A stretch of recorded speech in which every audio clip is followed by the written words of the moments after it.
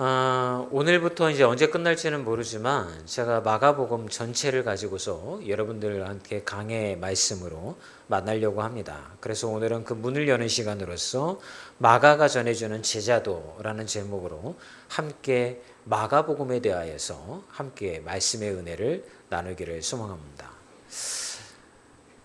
사복음서 중에 특히 마태복음, 마가복음, 누가복음, 요한복음을 사복음서라고 합니다. 그런데 이 사복음서 중에서 가장 먼저 기록된 말씀이 바로 마가복음입니다. 가장 먼저 기록되었다라고 하는 건 그만큼 예수님의 행적을 가장 먼저 기록함으로 인하여서 그 예수님이 걸어가신 길을 자세하게 우리에게 소개하고 있다는 것이죠. 그런데 오늘 이 마가복음의 첫 장을 보게 되어지면 예수님께서 제자들을 부르시는 장면을 우리가 만나게 되어집니다. 근데 놀라운 건 예수님께서 제자들을 만나셔서 그들을 부르시고 나를 따르라고 하셨을 때에 이 제자들이 자신들의 생계업이었던 이 어부의 삶을 버리고 예수님을 따라 나가서는 것을 볼 수가 있다는 것이죠. 그런데 가만히 이 말씀을 읽다가 보면 우리의 마음 가운데에 이런 질문이 떠오릅니다. 왜 마가는 물론 예수님의 행적을 차례로 기록하였던 것이겠지만 왜 복음서의 맨 앞에다가 마가복음의 맨 앞에다가 예수님이 제자들을 부르시는 장면을 배치해 두었을까요? 사실은 요한복음으로 가보면 예수님이 걸어가신 어떤 행적대로 기록되어지지 아니하고 요한이 강조하고 싶은 대로 말씀을 재배치한 것을 볼 수가 있는데요. 그런 시각으로 바라본다고 한다면 마가도 어떤 의도를 가지고 예수님께서 그 제자들을 부르신 장면을 이 말씀의 가장 1장에다가 배치한 것으로 볼 수가 있다는 것입니다. 마가는 어떤 의도를 가지고 제자들을 부르는 장면을 맨 앞에다가 배치해 놓았던 것일까요? 그것은 다른 것이 아니라 바로 예수를 따르는 사람들의 삶은 어떠해야 하는지에 대한 가르침, 즉 제자도에 대하여서 가르치시기 위하여서 이 부르심을 맨 앞에다가 배치한 것으로 해석되어질 수 있다라고 하는 것입니다. 마가에게는 분명한 의도가 있었어요. 예수님을 따르는 사람들은 이렇게 살아야 된다라고 하는 거예요. 예수님을 따르는 제자들은 이렇게 걸어가야 된다라고 하는 거예요. 그것을 알려주기 위하여서 마가는 제자도의 삶, 제자도의 모습, 이것을 제자를 부르시는 장면들을 통하여 우리에게 설명해 주고 있다라고 하는 것입니다. 그렇다고 한다면 저는 오늘 여러분들에게 이런 얘기를 나누고 싶은 거예요. 과연 예수님을 따라 살아가는 제자도, 즉 제자의 삶은 어떠해야 할까? 이것을 가지고 두 가지 은혜를 나누기를 원합니다. 첫 번째, 마가가 말하는 제자도는요, 말씀 앞에서 즉각 순종하는 것입니다. 16절에서 18절 말씀을 보면 마가는 이렇게 우리에게 말씀을 하고 있습니다. 함께 읽어볼까요? 갈릴리 해변으로 지나가다가 시몬과 그 형제 안드레가 바다에 금을 던지는 것을 보시니 그들은 어부라. 예수께서 이르시되 나를 따라오라. 내가 너희로 사람을 낚는 어부가 되게 하리라 하시니 곧 그물을 버리고 따르니라. 마가가 우리에게 제시하는 제자도의 첫 번째 핵심은 무엇이냐면요, 곧이라고 하는 단어에 여러분들이 집중을 했으면 좋겠습니다. 망설임 없는 즉각적인 순종이라고 하는 거예요. 16절에 18절 말씀을 보게 되어지면 그 짧은 구절 안에도 두 번이나 곧이라고 하는 단어가 반복되어지는 것을 발견하게 되어집니다. 더불어서 마가는 이 마가복음 전체 안에서 40번 이상 곧이라고 하는 단어를 반복해서 사용합니다. 여러분, 우리가 아시는 것처럼 누군가 어떤 단어를 반복해서 사용할 때에는 그것이 중요성이 있기 때문에 반복해서 사용하는 것이라는 것을 여러분 금방 느끼실 수가 있잖아요. 즉 마가는 의도적으로 이 단어를 쉼없이 반복함을 통하여서 우리에게 강조하는 것이 있는데 그 강조함은 곧 이거라는 것입니다. 예수님을 따르는 삶은 주저하며 머뭇거리는 삶이 아니라 즉각적인 반응으로 살아가는 것이 바로 제자의 삶이라고 하는 것을 우리에게 이야기해 주고 있다라고 하는 것입니다. 여러분, 제자들을 부르실 때 제자들의 반응이 어떻습니까? 그들은 아무 질문을 하지 않았습니다. 예수님을 따라가면 저의 인생이 어떻게 될 거고, 예수님 오늘 밤에는 어디서 주무실 것이며, 우리가 따라 나서면 먹고 사는 건 어떻게 책임지실 것입니까? 라고 하는 이런 질문조차 하지 않았다라고 하는 거예요. 마가는 제 생각에는, 또 신학자들이 평가하기는, 마가는 의도적으로 제자들과 예수님 사이에 부르심이 있었을 때에 제자들의 마음 가운데 일어났던 질문들을 의도적으로 삭제했다라고 그렇게 보고 있습니다. 그것을 통하여서 무엇을 드러내기를 원하냐면 즉각적인 순종함, 그것이 필요하다라고 하는 사실을 우리에게 강조하고 있다라고 하는 것이죠. 사랑하는 여러분, 제자들은 예수님에게 조금만 상의해 볼게요. 예수님 조금만 기다려 주시면, 내일까지 시간을 주시면 제가 가족들과 상의한 후에 제가 예수님을 따라 나서겠습니다. 예수님, 지금 제가 제 가정 가운데 이런 문제가 있는데요, 경제적인 이 문제를 먼저 좀 준비해 주고 가족이 살아갈 수 있도록 해준 다음에 제가 예수님 따라갈게요. 이런 말을 제자들은 하지 않았다라고 하는 것입니다. 더 놀라운 일은 무엇이었냐면 세베대의 아들인 야고보와 요한이 등장을 하는데, 이 두 아들은 제법 잘 사는 집안의 아들들이었다라고 하는 것입니다. 여러분, 말씀을 보게 되어지면 세베대는 배를 가지고 있었습니다. 여러분, 요즘도 시골에 내려가서 어촌에 가면 배 한 척 가지고 있으면 부자입니다. 그 배가 여러분 몇 억씩 갑니다. 아주 싸게 줘야 1억 조금 넘습니다. 그런데 그 배를 가지고 있고 품꾼도 데리고 있었다라고 오늘 말씀은 이야기하고 있는 거예요. 그런데도 불구하고 세베대의 아들이었던 야고보와 요한은 그 유산을 그냥 내버려 두고 아버지의 뒤를 이어서 그들이 배를 차지를 하면 그들의 삶도 평탄하게 살아갈 수 있을 터인데, 그럼에도 불구하고 그것을 그냥 내버려 두고 즉각적으로 예수님의 부름에 순종한 것을 볼 수가 있습니다. 여러분, 마가는 이 모습을 통하여서 주님을 부르시는 제자의 삶이란 하나님이 말씀하시면 즉각적으로 반응하며 순종해야 한다라고 하는 것을 우리에게 전해주고 있는 거예요. 여러분, 즉각적인 말씀에 순종하는 삶을 우리에게 보여준 한 장면이 구약에도 나와 있는데요.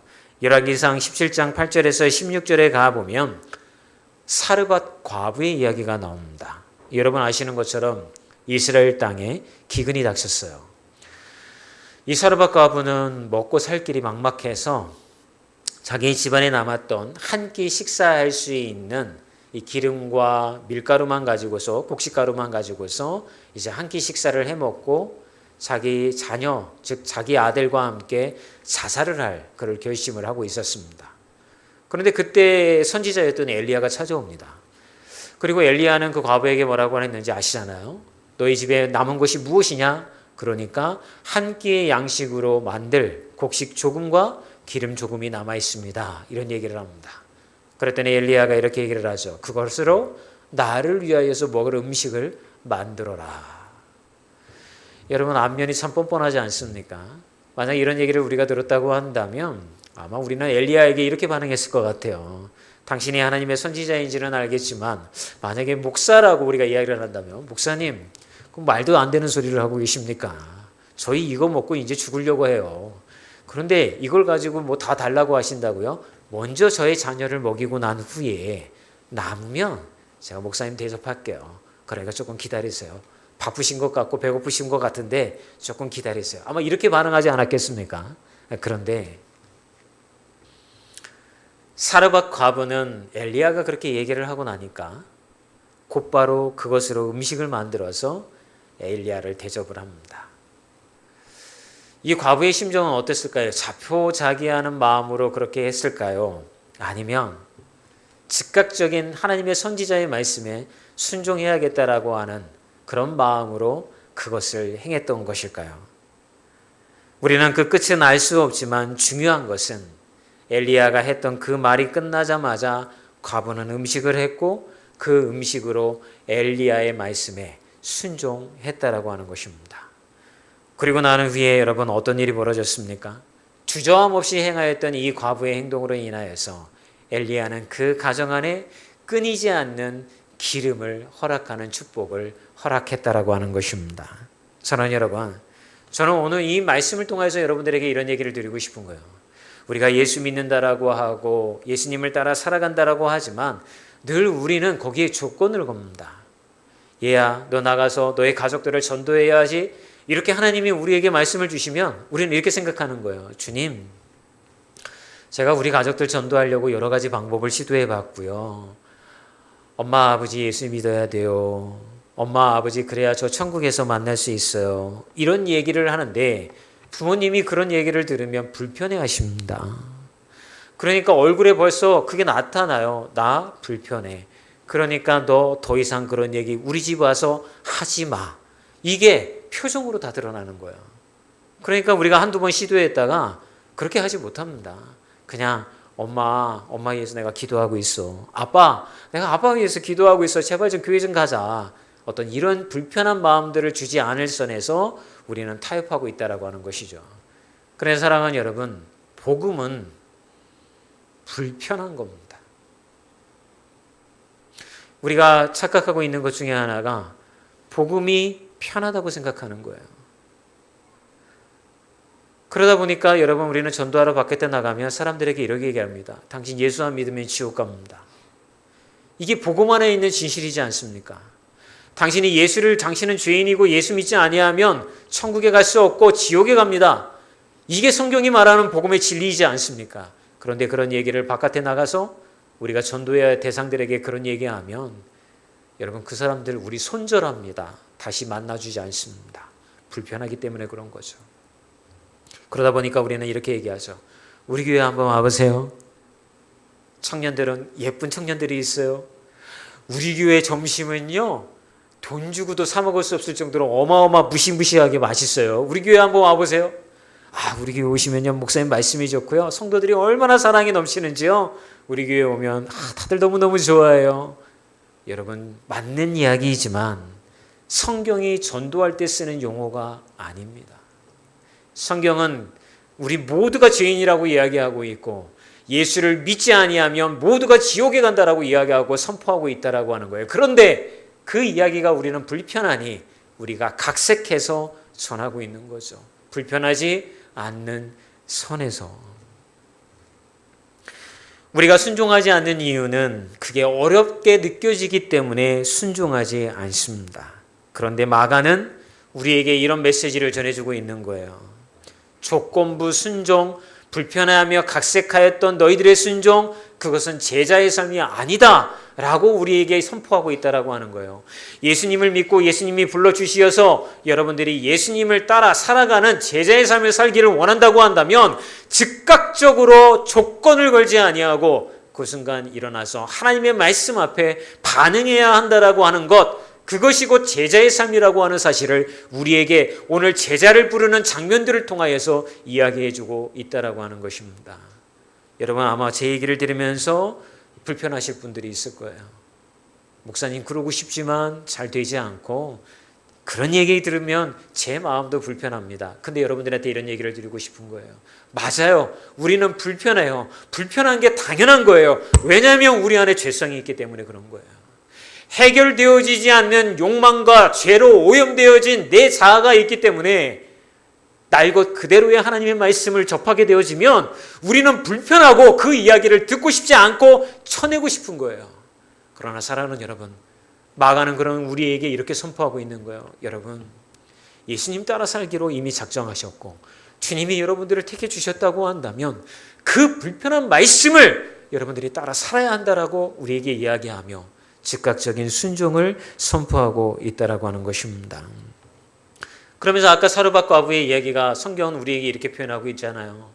즉각적으로 불편한 그 말씀에 순종하여 살아갔던 자들에게는 하나님께서 이미 예비해 놓으신 축복이 있다라고 하는 그 사실까지 성경은 우리에게 친절하게 가르쳐주고 있다라고 하는 거예요.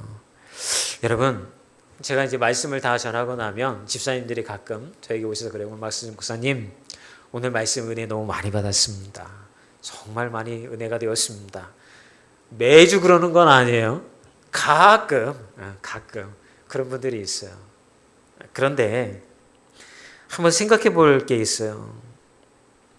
혹시 여러분의 마음 가운데 오늘 목사님이 설교하신 내용 마음에 도전이 되었고 참 좋은데 지금은 내가 그것대로 반응하고 실천하기는 어려울 것 같아. 기회가 되고 내 주변의 상황이 여건이 되어지면 그렇게 한번 해보지 뭐 하며 순종의 시간을 자꾸 미루고 계시지 않습니까?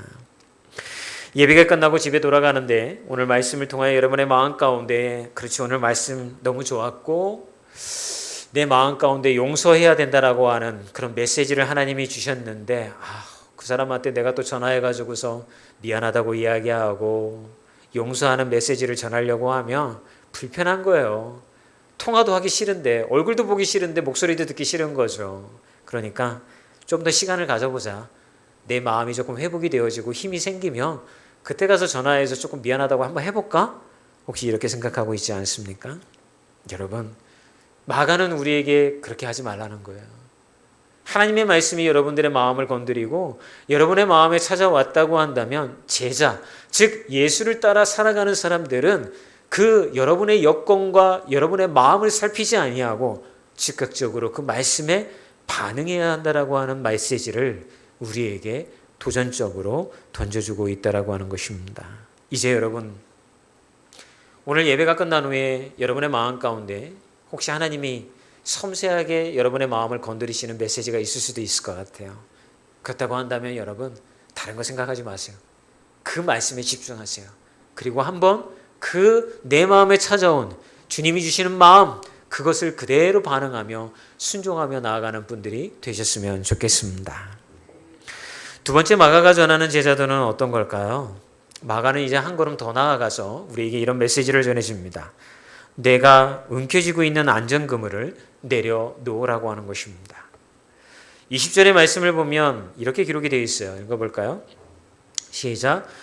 곧 부르시니 그 아버지 세베대를 품꾼들과 함께 배에 버려두고 예수를 따라가니라. 여러분 우리가 즉각적으로 순종하기 위해서 거쳐야 할 과정이 있습니다. 손이 마비될 정도로 꽉 쥐고 있는 내 삶의 안전망을 내려놓아야 한다라고 하는 거예요. 여러분 오늘 본문의 제자를 부르는데 시몬과 안드레를 부릅니다. 이 사람들은 어부였고 그런데 예수님이 부르자 그들의 생계를 책임져 주었던 안전망 그물을 버려두고 예수님을 따라 나섭니다. 또한 가정이 있는데 아까 말씀드렸던 야고보와 요한입니다. 세베대의 아들이었고 집안에 제법 재산이 있었던 가정이었죠. 그런데 앞뒤 계산하지 아니하고 모든 유산을 내버려두고 그들은 예수님을 따라 나섭니다. 여러분 우리는 나름대로 다 마음 가운데 계산이 서 있습니다. 나의 삶을 안정적으로 이끌어가고 또한 나의 삶에 그래도 좀 삶을 유지시켜 줄 수 있는 최소한의 안전망, 직업이 되어질 수도 있고 또는 그것이 내 통장의 잔고일 수도 있고 사람과의 관계일 수도 있을 것 같아요. 그런데 마가는 우리에게 어떤 도전을 주고 있냐면 예수를 따라 나서는 삶은 그 최소한의 안전망까지도 버려야 한다라는 것을 우리에게 이야기해 주고 있다는 것입니다. 여러분 마가복음 10장 17절에서 22절에 가면 한 부자 청년의 이야기가 나옵니다. 어느 날 한 부자 청년이 예수님을 찾아옵니다. 예수님, 제가 무엇을 해야만 영생을 얻을 수가 있겠습니까? 라고 이렇게 묻습니다. 그랬더니 예수님께서 그를 애틋하게 바라보시고 사랑의 눈으로 바라보시면서 이렇게 말씀하십니다. 내게 있는 것을 다 팔아서 가난한 자들에게 나누어 주어라. 그리고 와서 나를 따르도록 해라 라고 이렇게 얘기를 합니다. 이 청년은 예수님의 이야기를 듣고 나서 한참을 고민을 합니다. 그리고 성경은 그 청년의 결단을 이렇게 이야기를 해줍니다. 그 사람은 재물이 많은 고로 이 말씀으로 인하여 슬픈 기색을 띠고 근심하며 가니라. 여러분 이 청년은 예수님을 따라가고 싶은 마음은 있었지만 자기의 삶을 지켜주는 안전망을 버릴 수가 없었어요. 제법 많은 재산을 가지고 있었는데 그걸 버리면 예수님을 따라간다 하더라도 자신의 삶이 어떻게 될 것일까 생각해 보니 안전하지 않은 거예요. 그러니까 그는 예수님을 포기합니다. 그런 반면에 여러분, 이 부자 청년과 예수님의 부름을 받았던 투박한 어부들의 삶을 한번 비교해 보셨으면 좋겠습니다. 그들은 예수님이 부르셨을 때 주저없이 자신들의 생계를 유지해 왔던 모든 그물을 내려놓고 예수님을 따라 나섭니다. 마가는 이런 것들을 마가복음서 안에 다 기록해 놓고 대조해 보고 비교함을 통하여서 우리에게 이런 메시지를 전해주고 있는 거예요. 예수를 따라가는 삶은 내가 손에 쥔 것을 내려놓을 때 가능하다라는 것을 이야기해 주고 있는 거예요. 여러분, 예수님 따라가는 거 따라가고 싶으시죠? 그러면서도 여러분 안에 있는 마음이 좀 더 평안한 삶, 누리는 삶, 부자의 삶, 모두가 우러러보는 그런 인생, 성공하고 싶은 욕망에 그대로 투영된 삶, 사실은 우리가 이런 삶을 예수 믿고 복받아서 누리고 싶잖아요. 그죠? 한쪽에 나의 욕망으로 이야기하는 것들을 붙잡고 한쪽으로는 예수님을 따라가는 삶을 붙잡고 이 두 가지가 예수 믿으면서 다 해결이 되어진다고 한다면 내가 예수님 따라가겠어요, 이렇게 이야기를 하는 게 우리의 가장 모습이지 않습니까? 그런데 마가는 우리에게 이런 얘기를 하는 거예요. 그렇게는 되지 않는다는 거예요. 예수를 따라가기를 정말 원하고 예수의 제자로서 이 땅 가운데 주의 복음을 위하여서 살아가기를 원한다고 한다면 너희들이 움켜쥔 것을 놓아야 한다라는 것을 우리에게 강조하고 있다는 것입니다. 사랑하는 여러분, 오해가 없으셨으면 좋겠습니다. 직업도 다 포기하고 여러분이 하는 사업도 다 포기하고 오직 예수님만을 위하여서 선교사로 나가고 목사 되고 여러분들이 전도자의 삶을 살라라고 마가는 이야기하고 있는 게 아니에요. 삶에서 우선순위가 바뀌어야 한다라는 이야기를 제자도를 통해서 우리에게 이야기를 해주고 있는 거예요. 여러분들 앞에 물질의 복이 임하기를 다 원하시잖아요. 여러분 부자 되기를 원하시죠? 아멘. 고개 끄덕이고 아멘한 사람들만 부자 될지어다. 근데 여러분 우선순위가 달라져야 된다, 이런 걸 얘기를 하는 거예요. 주님, 제가 이런 사업합니다. 제가 이런 일을 합니다. 그런데요, 저에게 주신 이 직업과 사업을 통하여서 하나님의 영광을 드러내고 싶은데요, 그러기 위해서는 이러한 물질들이 저에게 필요로 해요. 주님, 사람도 붙여주셔야 되고요, 제 삶에 도움의 손길도 주님 있어야 돼요. 이것들을 통하여서 제게 꿈이 있는데요, 그건요 하나님이 하셨고 주님께서 이루시기를 원하시는 것에 저도 동참하기를 원해요. 그럼 주님 도움이 필요해요. 이렇게 기도하는 사람과 주님, 저 부자 되게 해주세요. 물질 걱정 없이 살게 해주세요. 건강하게 살게 해주세요. 주님 부르시는 그날까지 자녀도 속썩임 받지 아니하고 자녀들도 잘 사는 인생, 예수 믿어서 그렇게 되었다라고 내가 이야기할 수 있을 정도로 제게 축복해 주세요. 여러분, 제가 이야기했던 앞의 기도와 두 번째 이야기했던 기도의 차이점은 무엇이었을까요? 여러분, 두 번째 기도는요, 내가 움켜잡은 욕망을 주님 앞에서 내려놓지 아니하고 여전히 또 한쪽에 주님을 붙잡고 이 두 가지를 다 가지고 싶어하는 육심에서 나오는 기도일 수밖에 없었던 거죠. 그러나 여러분, 첫 번째 기도는 무엇입니까? 주님을 위해서 살아가겠다라는 거예요. 주의 영광을 드러내고 싶다라고 하는 거예요. 하나님의 역사하는 일에, 그 일에 내가 동참하고 싶다라고 하는 거예요. 그리고 주님의 돌보심을 통하여 그 필요가 다 채워지기를 원하는 마음으로 하나님 앞에 기도하였을 때에 그게 바로 제자의 삶이라고 하는 것을 우리에게 이야기해 주고 있다는 것입니다. 마가는 우리에게 이렇게 묻고 있는 거예요. 주님보다 내가 더 의지하는 게 도대체 무엇인가? 저 이거 잃어버리면요, 제 삶에 이것마저 없으면요, 저는 이제 죽어요, 주님. 그러니까 저 이거 놓을 수 없어요 라고 하는 것이 여러분의 삶에 있다고 한다면 여러분 내려놓으셔야 됩니다. 주님은 그것마저도 내려놓을 때에 주님께서 역사하실 줄 믿습니다. 여러분, 우리는 자녀들을 위해서 많이 기도를 합니다. 그죠? 자녀들을 위해서 많이 기도를 하는데 자녀가 내가 기도한 것만큼, 내가 인도해 가는 만큼 따라주지 않으면 우리가 화가 많이 나죠. 그죠? 자녀를 키워보면. 근데 왜 화가 나는 걸까요? 가만히 생각해 보면 불안하기 때문에 그런 겁니다. 저 아이가 내가 말하는 대로 성장하고 크지 않으면 저 아이의 삶이 불안할 것만 같이 생각이 들기 때문에 우리는 화가 나는 겁니다. 만약 저 녀석이 내 자식이 아니에요. 얘야, 너 그렇게 하면 안 돼. 공부 열심히 하고 이렇게 살아야 된단다. 아니요, 저는 그렇게 하기 싫어요. 놀고 싶어요. 게임만 하고 싶어요. 그래? 그게 즐거워? 내 자식이 아니면 그래, 그렇게 살아. 그건 네 책임이다. 앞으로 나와는 상관없기 때문에 그렇게 얘기할 수 있는 거예요. 화가 나지 않아요. 내 새끼가 아니니까. 근데 내 자식이 그렇게 하면 어떻게 화가 나죠. 그리고 그 미래가 점쳐지고 불안하죠. 불안하니 다그치고 따라주지 않은 아이에게 화를 낼 수밖에 없는 게 우리의 모습이라고 하는 거예요. 그렇다면 여러분, 주님 앞에 내가 움켜쥐고 있는 것을 내려놓는다라는 건 이제 바뀌어야 되는 걸 얘기하는 거예요. 주님, 저 아이가 말을 듣지 않고 저는 불안하고 어떻게 해야 되겠습니까? 그러면 부모는 기도해야 되겠죠.